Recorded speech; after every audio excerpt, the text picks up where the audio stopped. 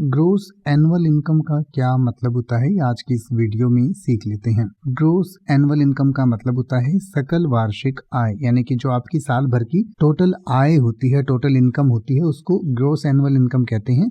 इसमें जो है आपके सारे सोर्सेज से जो भी पैसा आता है, चाहे इनकम आपकी सैलरी से आए, चाहे बोनस से आए, चाहे रेंटल इनकम आए, चाहे इन्वेस्टमेंट पर रिटर्न आए, तो वो सब इनकम इसमें काउंट की जाती है।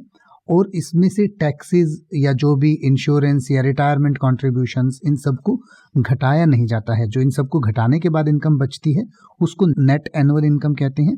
लेकिन इन सब के साथ, यानी जिसमें टैक्सेस भी जुड़े हुए हैं, इंश्योरेंस भी जुड़ा हुआ है और बाकी रिटायरमेंट कॉन्ट्रीब्यूशन वगैरह या जो भी खर्चे वर्चे वो जुड़े हुए रहते हैं उस इनकम में, उसमें से घटाए नहीं गए हैं, तो उसको ग्रोस एनुअल इनकम कहा जाता है। तो जैसे कि आप ये कहें कि कंपनी ने मेरी ऋण पात्रता निर्धारित करने के लिए मेरी सकल वार्षिक आय पूछी, तो आप कह सकते हैं the company asked for my gross annual income to determine my loan eligibility.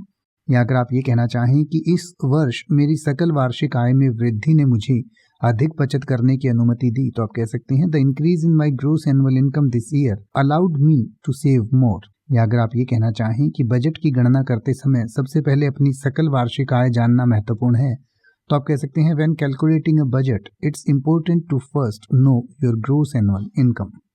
अब आप किसी भी वर्ड का मतलब हिंदी और इंग्लिश में YouTube पर सर्च कर सकते हैं, आपको मेरी वीडियो मिल जाएगी जिसमें आप बिना किसी फालतू बकवास के सीधा उस वर्ड का मतलब समझ पाएंगे। तो ऐसी ही वीडियोस को देखते रहने के लिए चैनल को सब्सक्राइब करें और बेल आइकन को प्रेस करें।